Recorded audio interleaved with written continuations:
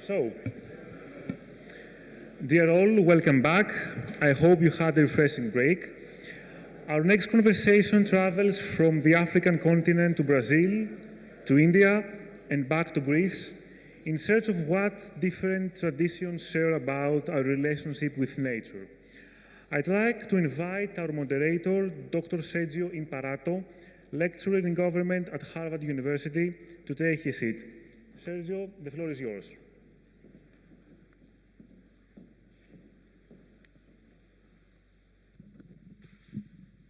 Thank you so much, and welcome back, everyone. We've gathered an extraordinary panel of scholars that focus on an extraordinarily diverse and rich set of philosophical traditions. So, without further ado, I want to invite our esteemed panelists to join me on stage. Dr. Stefanos Gandolfo, who's the director of the Athens Columbia Global Center, Professor Dimitris Vassiliadis, who's the founder and president of the Hellenic-Indian Society for Culture and Development at the Athens Center for Indian and Hellenic Studies. Then we have Ms. Wakanyi Macharia-Hoffman,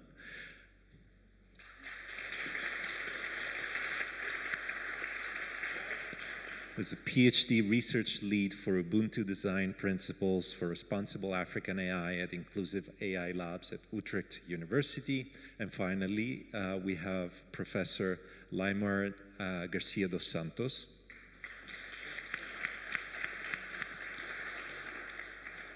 who formerly taught at the University of Campinas, Sao Paulo, and is an essayist and sociologist of technology.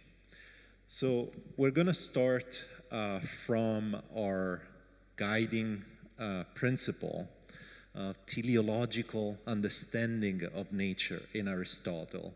And I'm going to ask each and every one of you if there is a similar concept in the philosophical traditions that you study. Is there an order, or at least a principle, a telos of an end or purpose in the conception of nature in the philosophical traditions that you study? Dr. Gandolfo, if you would like to go first. Good morning, everyone. It's a great pleasure to be here with all of you. Thank you, Alexandra, for once again organizing a fantastic gathering. I'd like to pick up on a question that was raised yesterday before I get to your point that Professor Paco Calvo raised, professor of philosophy of science, and he raised the question of whether it makes sense to watch plants grow. And I don't know if Paco knows this, but he hit the jackpot question of late imperial Chinese philosophy. And it might sound quite surprising, but this question, literally, of whether we should be watching plants grow, was actually very important for at least several centuries in China. My specialty is Chinese philosophy, and so I'd like to introduce someone who maybe you've never heard of, but is very, very important. His name is Zhu Xi. He was a philosopher in 12th century China, and he was like the Descartes of Chinese thinking. And he tried to do one thing that goes to answer your question. He tried to understand the structural principle of the world. That was the first thing, so an empirical investigation of the world. And the second was that he tried to unearth the moral code for human behavior. And he called this to investigate things in order to extend knowledge, or in Chinese, 歌无知之. And he said that the best way to do this was actually by watching bamboo grow. And he was quite serious about it. He literally sat and watched bamboo grow, and you could watch various different phenomena, but bamboo in particular, because bamboo is both upright and pliable, so it represents both strength and softness, the rule and the exception when we need to enforce moral codes. So Zhu Xi picked up a thread from ancient Chinese philosophy that dated at least 1,500 years before him, that connected, I think, going to this question of teleology, the natural world with the moral world, the political world, and the actual world, the state of beings, how things are. So in traditional Chinese thought, there's this question of how do we illuminate or embody this sense of virtue? And the answer they gave is that in order to embody virtue, you need to regulate the state. You need to be a good statesman. We have several statesmen here in this room. And in order to regulate the state, you need to regulate your family, your social surrounding. But in order to regulate the family, you first need to regulate yourself. And in order to regulate yourself, you first need to regulate your mind. And how do you regulate your mind? You investigate things outside in the world. Go woo.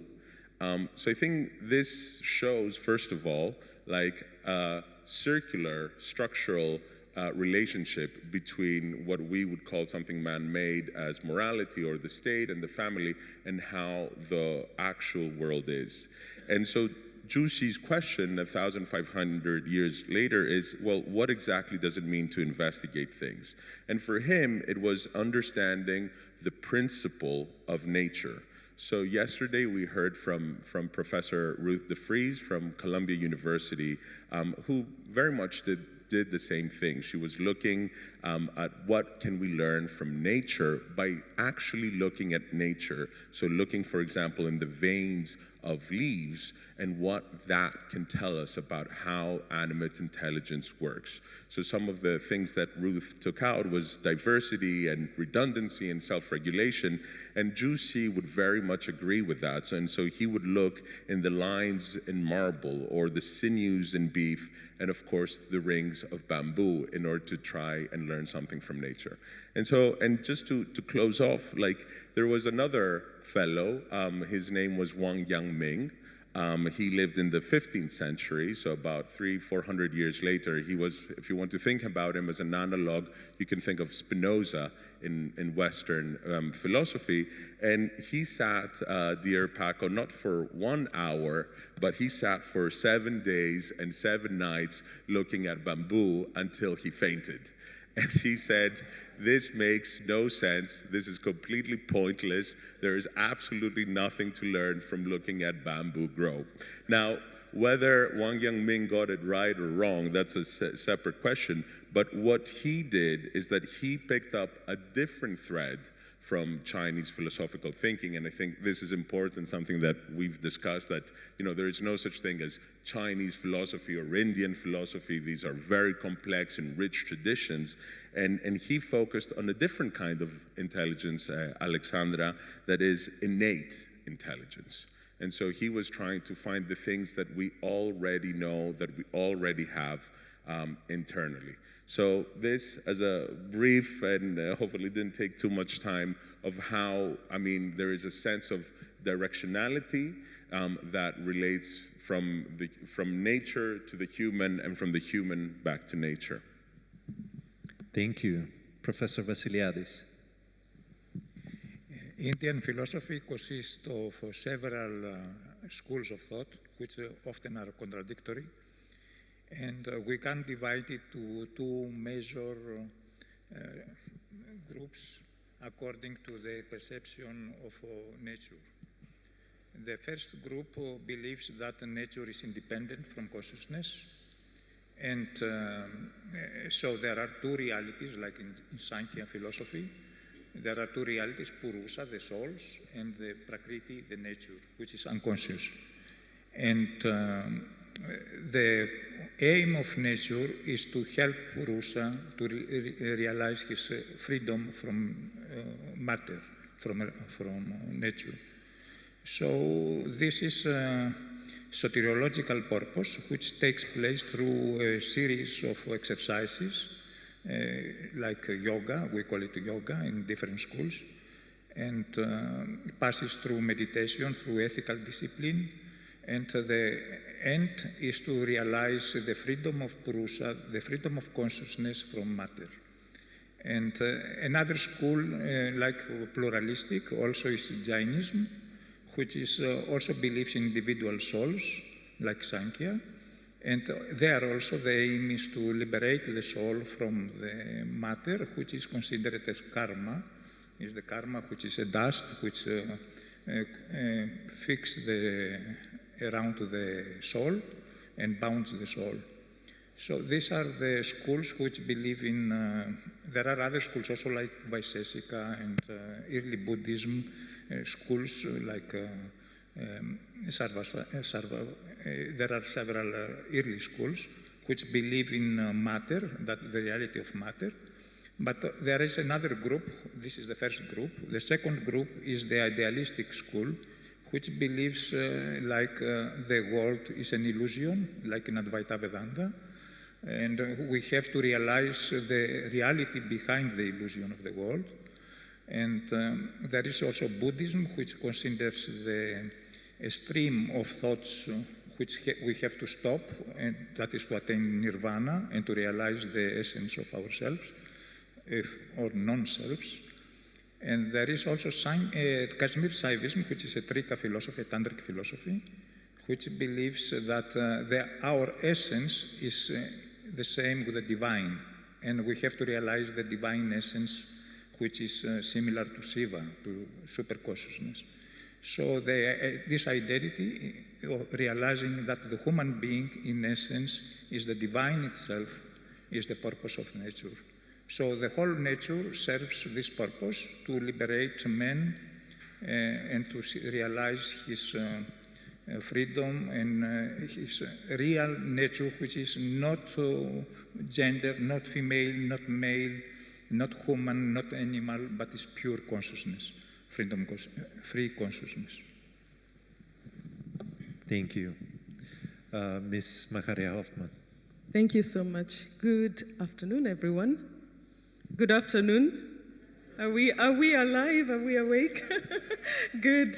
I just wanted to make sure everybody's still awake and alive. I think the question you're asking is whether nature matters, and is it something that can be seen as rational in terms of, in comparison to us as human beings. And I want to just start off by sort of teasing out what we mean by nature, because sometimes we talk about nature as if it's something that happens outside of us, and we are definitely part of, entangled within the nature of nature. And so what do we share in common with plants? Let's start from there. And from an Ubuntu perspective, which Ubuntu is a moral conception of personhood, which originated from the Bantu-speaking communities in Africa, but you can find the same concept in many other communities across Africa. We just call it Ubuntu. I also call it Ubuntu from my culture in Kenya. I'm not South African, but we also have the same concept, Ubuntu or Utu in Kiswahili, which basically means the same thing, being human. But being human is more than just the physical human body from an Ubuntu perspective. So it goes along the saying that a person is a person through other persons, or I am because of who we are. And oftentimes the emphasis is on the we, but there's also the I, that the we is a product of all of us. But who are all of us? We're also entangled in the things that create us as beings. And so what do we share in common with plants? We heard from the last speaker that obviously we came from soil, and we know that fundamentally. So from that concept, therein lies our relationship with plants. Welcome, everyone.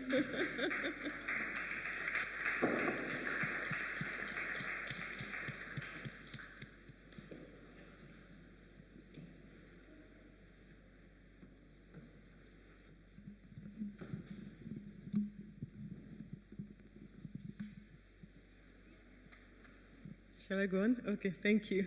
Just giving room for our guest. Welcome. So the idea that do plants matter?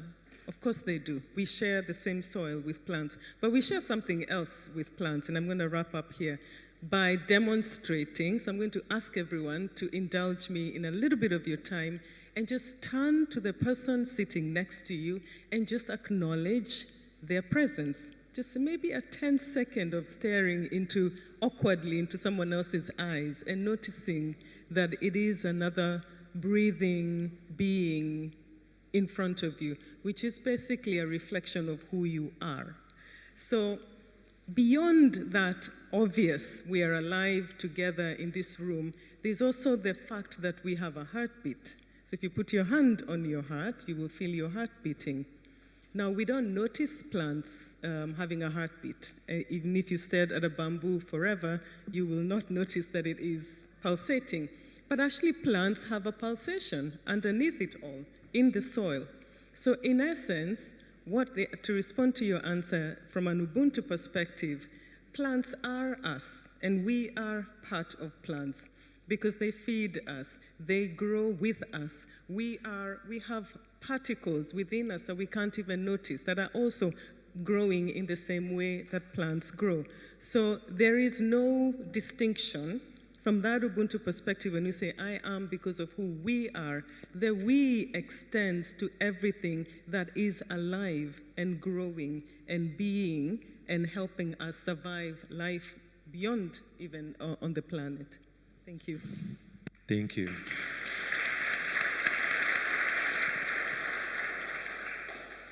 Well, good afternoon. I would start mentioning why this meeting and mainly this panel is important in Greece, because 10 days ago has taken place in Athens the second World Classical Studies Conference, gathering 200 experts and scholars from 20 countries. The theme was dialogue between ancient and modern times, the modern revelations of classical wisdom, aiming to explore how classical wisdom can provide guidance for contemporary challenges. AI and VR applications were used to create a cross-temporal dialogue between ancient sages like Confucius and Socrates. I will have to read what I'm saying in this panel because my English is not so good. And I would like to present my position, which is I doubt that it is possible the possibility of an entanglement between ancestral intelligence and AI. Ancestral intelligence is often conceived from a Darwinian and cybernetic perspective. Ancestry is summoned from the past in order to be instrumentalized for programming the future. My intention here is to question not what we gain, but what we lose by insisting on this retro-perspective vision. To make this loss palpable, a loss we modern are no longer even capable of recognizing, I propose that ancestral intelligence be considered from another optics. The Nobel Prize writer Elias Canetti expresses his admiration for a faculty lost to us moderns. Still active among the Bushmen of the Kalahari, Africa, the capacity to listen to what the body says. He writes, they feel in their body the imminence of certain events. A kind of palpitation of their flesh speaks to them and informs them. The hearing the body is a perfect example of ancestral intelligence. knowledge stored in the senses and reflexes, not just in symbols, embodied, not just in symbols, adapted, holistic, integrating sound, intuition, empathy, and environment into a single act of understanding. It reveals another mode of being in relation to the world, to others, and to oneself. No longer based on a utilitarian logic, but affirming a logic of empathy, communion, relation, metamorphosis. That is to say, the logic of a leap toward mystery. For years, I was in contact with the Yanomami, a very ancient ethnic group from the Amazon. With them, I learned above all the estrangement of finding myself outside the modern world, completely outside of a society governed by the value of money, the famous commodity fetish of Marx, which is our religion. I witnessed shamanic sessions, inhaled the Yakuana, and discovered what, for me, was the most precious of that coexistence, the fact that the shamans have a very sophisticated technology for accessing the unknown, from where the ancestral knowledge they bring to the community comes. But what matters most is not so much the revealed knowledge, a kind of side effect, as going ever further, ever deeper into the mystery, because truth resides in fusion with the cosmos in its infinite movement. Professor Dos Santos, if I could stop you right there, because you brought the conversation back to the question of knowledge, wisdom, and intelligence. Mm-hmm. May I ask our fellow panelists to reply to that important aspect of this conversation? A common theme that is starting to emerge is this question of our relationship with nature and the relational nature of our attitudes towards each other and towards the world. What is human intelligence, what is the role of human intelligence within nature? Dr. Gandolfo. Okay, so there was a question yesterday that I'd like to pose again to the audience and to take a poll by show of hands. Is a river intelligent? So if you think a river is intelligent, raise your hand up. Hi. Okay, so I think we've had some considerable progress, because I think yesterday we only had like 2 or 3 hands, and now I saw like maybe a third or 40%. And so in Chinese philosophy, absolutely, a river is intelligent, not just in an abstract way, but also ethically and politically. And in fact, I mean, a lot of Chinese philosophy is about what they call the art in contemplation of water in this case, but more broadly, the art of contemplation of nature. And what that means is to look at how nature is structured and to derive a specific ethical and political principle. So just to give you one example of that, I'll read that the reason the rivers and the seas rule over the streams is that they're good at taking a lower position to the streams. Thus, the sage, or the ruler, is one who wishes to be in authority over people, always places himself below in his speech, and always places himself behind the people he rules. So I think what this shows is, first of all, there's a very interesting both ethical and political insight perhaps on leadership and effective leadership, or a specific kind of leadership. But what it also shows is that there are no sharp divides between the categories that perhaps we've inherited from Aristotle, between what is the natural, what is the ethical, and the political. So these three kinds of intelligence, Alexandra, the animate, the ancestral, and the artificial, perhaps in the Chinese mind, we don't need to say that they have to be entangled. They already are entangled by definition because they exist on the same continuum. And that's perhaps something that the Chinese have been doing for centuries, for millennia, and something for us to explore and engage. Professor Vassiliadis. We have to differentiate between intelligence and consciousness. Intelligence, ego and mind, that is in Sanskrit, buddhi, ahankara and manas, belong to Prakriti. It's material expressions which are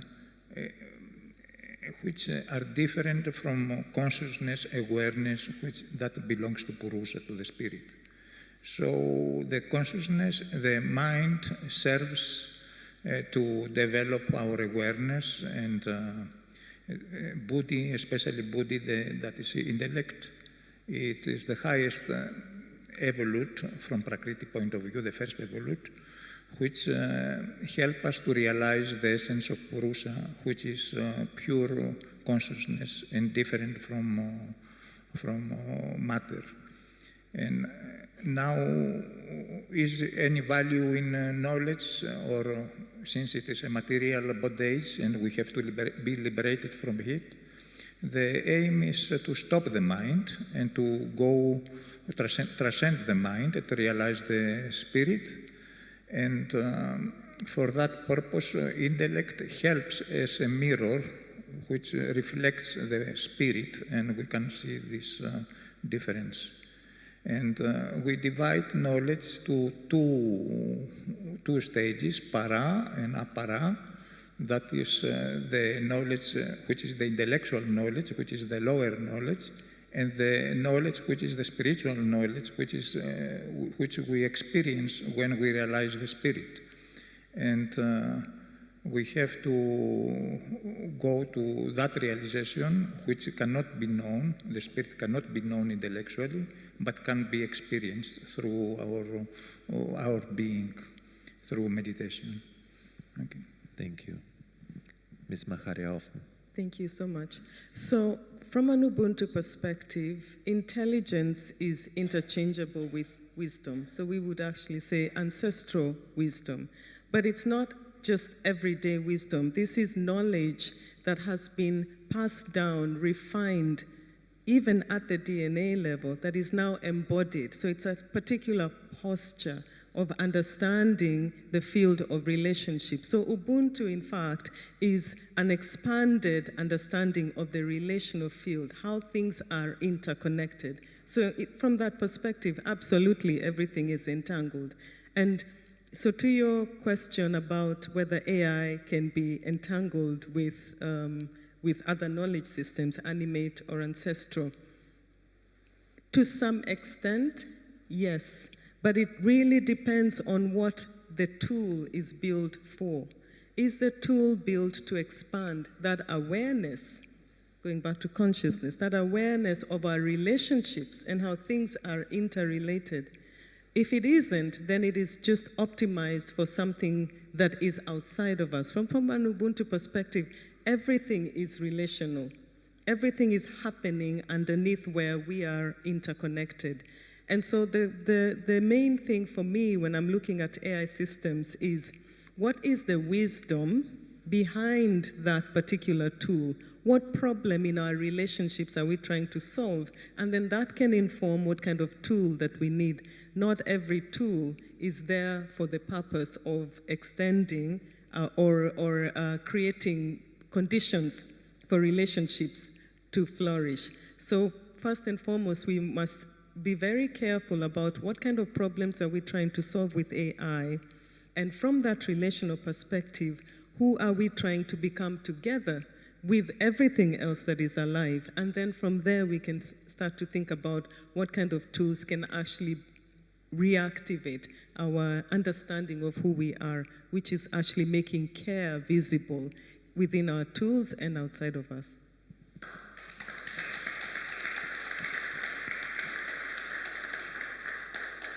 Professor Garcia Dos Santos, a reaction to these thoughts?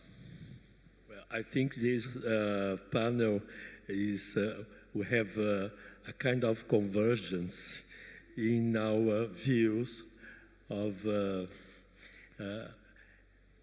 mainly ancestral knowledge, because I think that when I prepared my paper, I don't have the time to develop it, but when I've prepared it, I tried to find examples from different continents. I tried to find an example from Taoism. I tried to find an example of India through Krishnamurti, and this Bushman from Africa, and an example of the ethnic group of Brazil, the Yanomami. And all of them present more or less the same question, and in a contradistinction of the main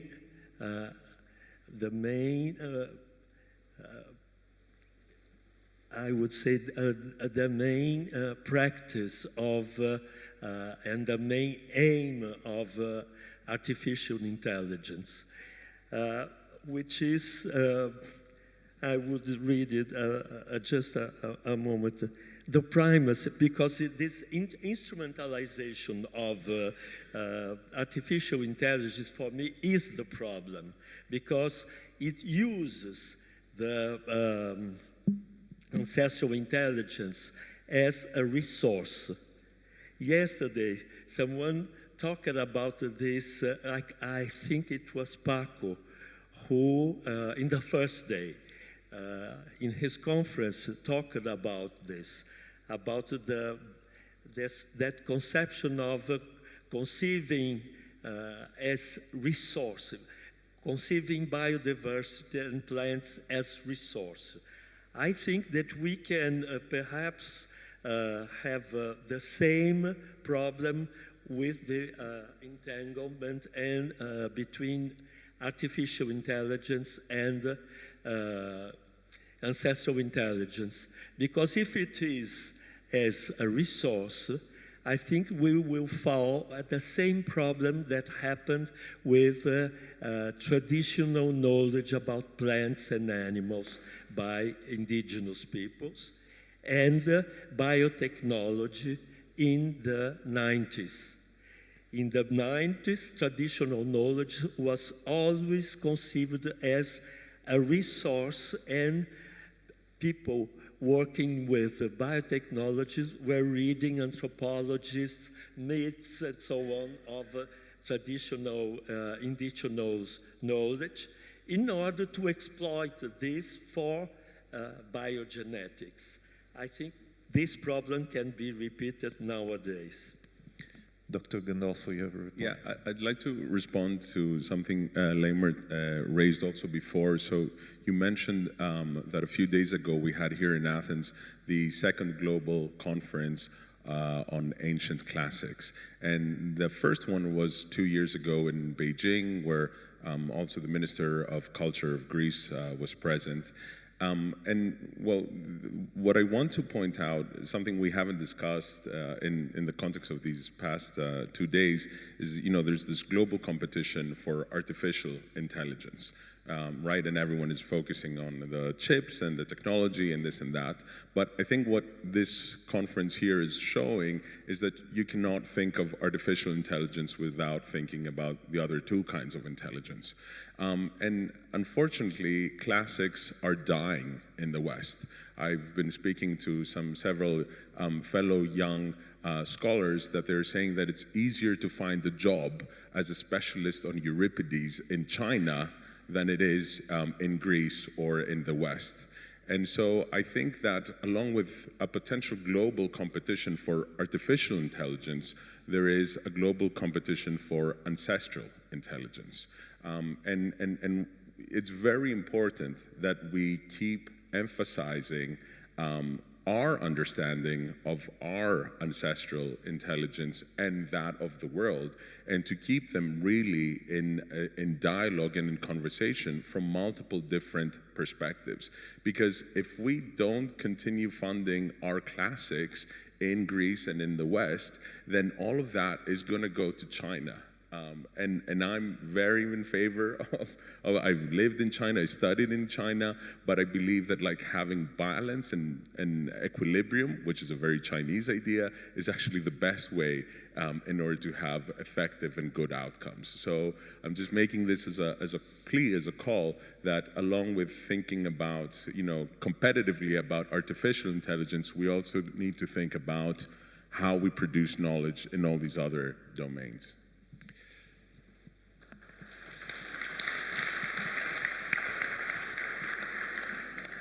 Very short conclusive thoughts. My impression is that these ancestral knowledges teach us that human intelligence is twofold. On one side, it allows us to either liberate ourselves or relate with each other or make sense and derive purpose and fulfillment from our engagement with the world and others.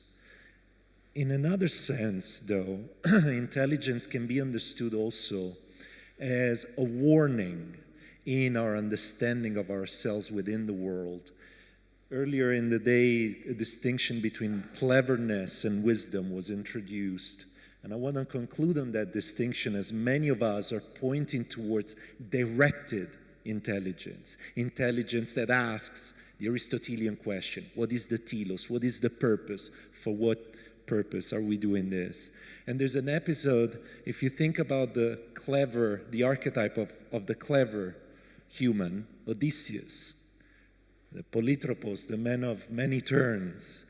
There's an example in Dante's Inferno, in the 26th canto of Dante's Inferno, when Dante imagines Odysseus, after returning to Ithaca, still longing for knowledge of the open sea and the world, persuading his comrades to leave despite his love and pity for his family, despite his love for Penelope, to live once again, to go beyond the Pillars of Hercules and discover the world.